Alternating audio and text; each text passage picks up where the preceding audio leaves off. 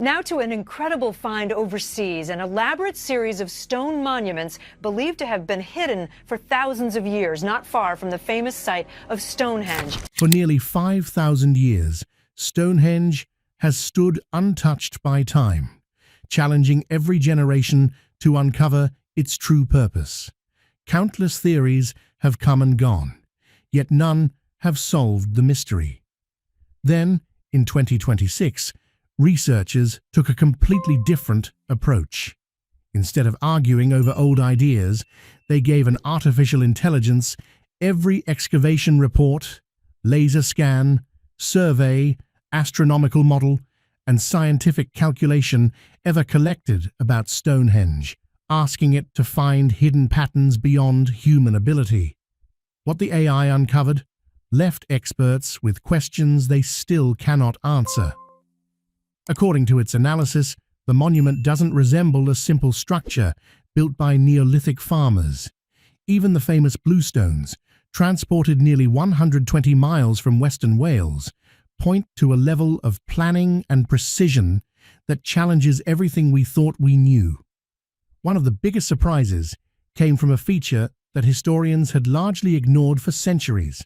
Around the inside of Stonehenge's outer earthwork lies a circle of 56 mysterious pits. Known as the Aubrey Holes, after 17th century antiquarian John Aubrey, who first recorded them, these pits were mostly dismissed as minor details. Some contained cremated remains, while others were completely empty. Their irregular spacing was usually explained as the result of primitive construction techniques, with early builders working in chalk using simple antler tools. For generations, no one looked any deeper. If you're fascinated by ancient mysteries, hidden history, and groundbreaking discoveries, make sure to subscribe and turn on notifications so you never miss our next investigation. That changed in 2026.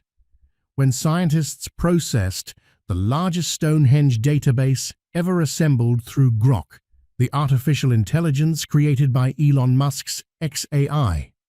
The database combined 3 centuries of archaeological records, geophysical surveys, excavation notes, high-resolution scans, and astronomical research. An enormous collection of information far beyond what any individual researcher could fully analyze during a lifetime. Instead of focusing on the towering stone circle that everyone studies, Grok concentrated on the forgotten Aubrey Holes. It measured the exact distance between each of the 56 pits with incredible precision, then compared the spacing all the way around the monument's 87-meter circle. The results were anything but random. Rather than showing irregular gaps, the measurements formed a smooth, repeating wave.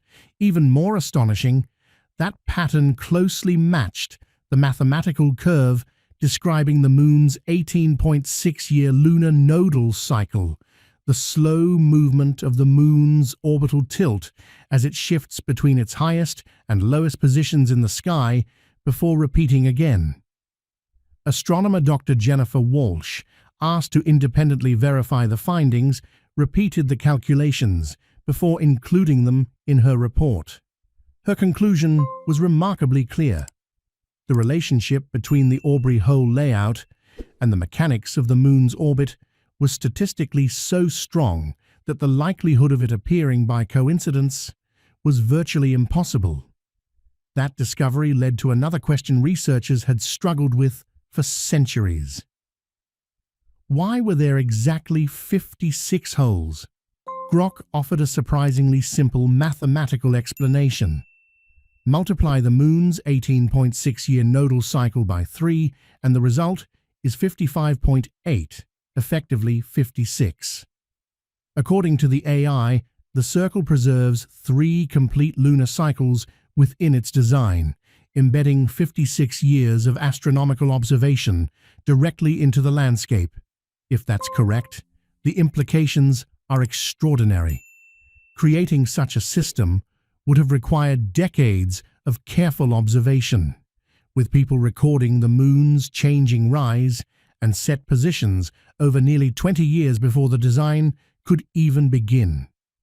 That knowledge would have needed to pass from one generation to the next, long before a single pit was dug into the chalk. What makes the claim even more remarkable is the historical timeline. Western astronomers did not formally describe the lunar nodal cycle until Edmund Halley documented it in 1693. Yet, if Grock's interpretation is correct, Stonehenge may have encoded the same phenomenon nearly 5,000 years earlier.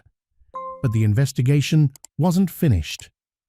After analyzing the Aubrey holes, Grock shifted its attention to the monument itself. Instead of checking the stone's height or confirming their astronomical alignment, the AI built a complete acoustic simulation of Stonehenge exactly as it would have appeared around 2500 BCE. Every massive sarsen stone was restored to its original position, every lintel locked into place, recreating the monument as a fully enclosed ring. What happened next left the research team speechless. For thousands of years, Stonehenge has been viewed as a monument of stone. But according to the AI's next discovery, it may have been something far more extraordinary, a carefully engineered acoustic structure. Once Grock completed its analysis of the Aubrey holes, it turned its attention to the monument's full architecture, reconstructing Stonehenge exactly as it stood around 2500 BCE, with every massive sarsen stone and lintel restored to its original position. The AI simulated how sound would behave inside the enclosed circle. The results surprised everyone involved. According to the simulation, the completed monument functions like a precisely tuned resonant chamber. Its 33-meter stone ring, the carefully balanced proportions of the towering uprights, and the continuous ring of lintels overhead work together to trap and reinforce sound in a way that an open landscape simply cannot. Instead of allowing sound waves to disperse, the structure reflects and strengthens them. Even more remarkable was the frequency range that received the strongest amplification. The model showed a concentration of energy between roughly 95 and 120 Hz, a range associated with low-frequency vibrations. While these tones may not always be consciously recognized, they can still interact with the human body in subtle ways. Modern research has explored how low-frequency sound may influence human perception. A frequently cited 2003 study by Vic Tandy and Tony Lawrence reported that certain low-frequency vibrations could contribute to sensations such as unease, changes in perception, visual disturbances, and feelings of disorientation under specific conditions. Although the effects of infrasound remain the subject of scientific debate, the findings sparked renewed interest in how sound can influence human experience. To verify the AI's results, acoustic engineer Dr. Marcus Chin independently recreated the simulation. Expecting to uncover an error in the calculations, he instead found the model remained consistent. His conclusion was striking. The level of geometric precision required to create such acoustic behavior would be impressive even by modern engineering standards. Today, engineers typically rely on advanced computer simulations and repeated testing to design structures with comparable acoustic performance. Yet Stonehenge appears to achieve similar effects using nothing more than carefully shaped and positioned stone. But the most intriguing discovery was still to come. The amplified vibrations were not spread evenly throughout the monument. Instead, the simulation identified several fixed locations where the standing waves became significantly stronger than elsewhere inside the circle. When Grock compared those positions With decades of archaeological excavation records, an unexpected pattern emerged. Many of the highest concentrations of cremated human remains had been discovered at or very near these same locations, rather than being distributed randomly throughout the site. The burials appeared to cluster around the points where the acoustic model predicted the strongest standing wave activity. Whether this relationship represents intentional planning or simple coincidence remains uncertain. Nevertheless, the correlation raised a fascinating question. Did the builders understand something about the monument's acoustic behavior that has only now become visible through modern analysis? The AI's investigation then expanded beyond Stonehenge itself. Instead of studying only the famous stone circle, Grok incorporated LiDAR terrain surveys, ground-penetrating radar data, and archaeological records covering several square kilometers surrounding the monument. What emerged transformed the entire picture.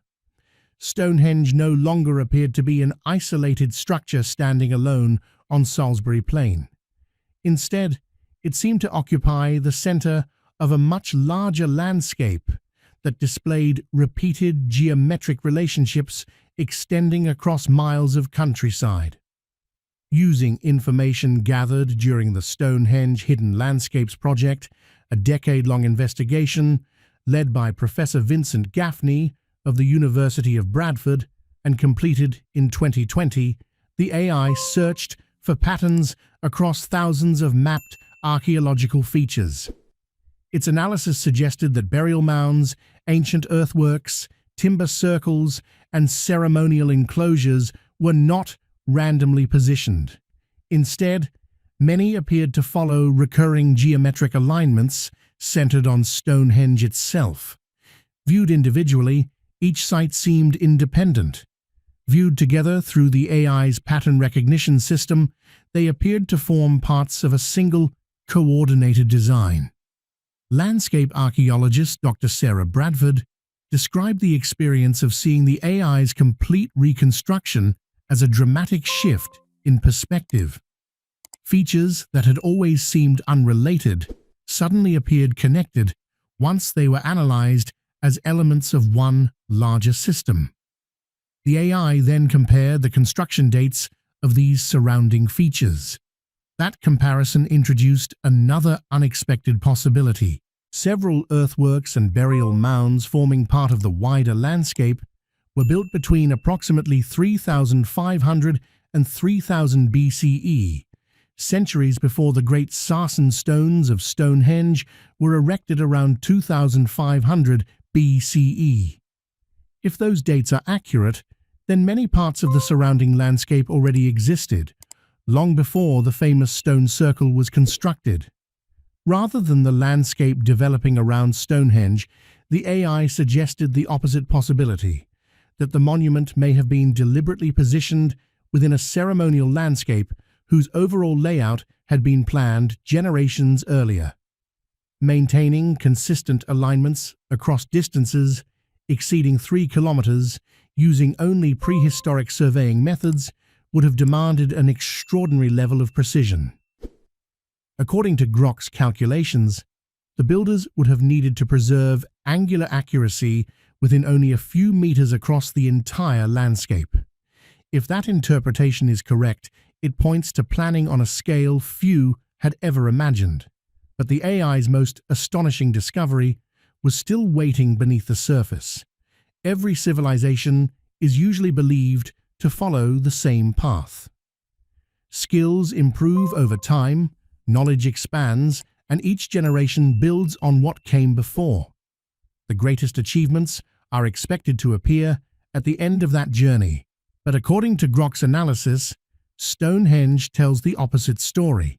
When the AI compared radiocarbon dates with the monument's structural measurements and acoustic modeling across every major construction phase, a striking pattern emerged. The oldest sections displayed the highest level of precision, while the later additions became progressively less accurate. The earliest bluestone arrangements, dating to around 2400 BCE, appeared to demonstrate the greatest understanding of the monument's acoustic design. During the first major Sarsen construction phase, the stones aligned with their predicted acoustic positions with an average deviation of only about 3.2 centimeters. Centuries later, however, the picture had changed. By the final construction stages, around 1600 BCE, the average placement error had increased to roughly 12.7 centimeters, almost 4 times greater than before. The difference was too large to dismiss as uneven ground or simple human error. To the AI, it suggested something much more significant. It resembled the difference between builders who fully understood the purpose behind each stone's exact location and those who were following inherited instructions without completely understanding why the positions mattered. Over generations, detailed knowledge may have slowly faded, leaving only a tradition to imitate. Supporting this possibility, bioarchaeologist Dr. Andrew Chamberlain of the University of Manchester reported in a 2015 study that the people involved in the monument's later construction showed no major biological differences from the earlier builders. Their ancestry and physical abilities appeared largely the same. If the builders themselves had not changed, perhaps the knowledge they inherited had. The AI noticed a similar trend while examining the tool marks carved into the massive Sarsen stones. Drawing upon English Heritage's detailed 2012 laser scan archive, which documented hundreds of individual tool marks across the monument, Grok grouped each mark according to carving technique and compared them across different construction periods. The earliest stones displayed remarkably consistent workmanship. The marks suggested a clear, organized method applied by craftspeople who understood exactly how the hard Sarsen rock fractured under controlled force. Later phases looked very different. Many stones carried overlapping tool marks, produced by noticeably different techniques. Weathering patterns indicated that some stones had been partially worked, abandoned for years or even decades, and then completed later by other builders using entirely different methods. It was almost as though later generations could see the earlier craftsmanship, but no longer fully understood how it had been achieved. Then the AI examined something even more puzzling. Around 1600 BCE, all major activity at Stonehenge appears to have stopped. No additional stones were erected, no new ceremonial pits were dug, and no further cremation burials were placed within the monument. For more than 3,000 years afterward, the site remained largely unchanged. Traditionally, archaeologists have described this moment as the abandonment of Stonehenge, but Grok offered another interpretation. By analyzing the monument's final activity layers, including soil composition, stone positions, and stratigraphic records, the AI concluded that the evidence looked less like a deserted construction site and more like a carefully planned closure. Several stones that had fallen during the monument's later history were not simply left where they collapsed. Instead, evidence suggested they had been deliberately repositioned into stable orientations rather than randomly abandoned. The AI also identified areas inside the monument where layers of compacted chalk and earth appeared intentionally placed. Instead of forming naturally through centuries of erosion, these deposits showed characteristics consistent with deliberate ground preparation, designed to protect buried archaeological features from water movement and long-term environmental change. If this interpretation is correct, the final builders may not have abandoned Stonehenge at all. They may have intentionally preserved it. Rather than leaving behind an unfinished monument, they could have been sealing and protecting something they believed should endure long after their own civilization had disappeared. Someone wasn't simply preserving ancient stones, they appeared to be safeguarding whatever lay beneath them. Excavations led by Dr. Mike Parker Pearson of University College London between 2008 and 2014 uncovered evidence suggesting that Stonehenge's final phase was anything but accidental. The last deposits inside the monument contained carefully placed objects arranged with clear purpose rather than random abandonment. In his 2012 book Stonehenge, Exploring the Greatest Stone Age Mystery, Parker Pearson argued that these final deposits represented a formal closing ceremony. Rather than marking the end of the site's importance, they seemed to signal the conclusion of one specific chapter in its history, carried out by people who understood exactly what they were sealing and deliberately intended to preserve it. Grock expanded on that idea. When Grock compared Stonehenge's final chalk deposits with archaeological records and acoustic simulations, it uncovered a remarkable pattern. The sealed areas aligned almost perfectly with the monument's strongest acoustic nodes, the same places where the largest clusters of cremated human remains were discovered. To the AI, this didn't look like a site that had been abandoned. It looked like something that had been deliberately sealed and preserved. Perhaps Stonehenge wasn't simply left behind. It was intentionally closed by people who wanted its most important secrets to survive. The mystery deepened when Grock analyzed the human remains. Archaeologists have identified at least 63 cremated individuals buried at Stonehenge between 3,100 and 2,500 BCE. Isotope studies revealed that at least 15 of them grew up in Western Wales, the exact region where the famous bluestones originated. The stones came from Wales, so did many of the people buried beside them. Then Grock overlaid the burial locations with its acoustic model. 9 of those 15 Welsh individuals were buried within 1.2 meters of the monument's strongest acoustic points. Even more unusual, they were mostly either older adults or teenagers, with very few falling between those ages. Coincidence or careful planning? If these patterns are meaningful, they suggest that Stonehenge's earliest builders intentionally brought both stones and people from Wales and placed them at the monument's most significant locations. What Stonehenge was truly built for remains unknown, but each new discovery suggests it was far more sophisticated than anyone ever imagined. If you enjoyed this investigation, don't forget to subscribe, leave a like, and share your thoughts below. What do you think Stonehenge was really built for?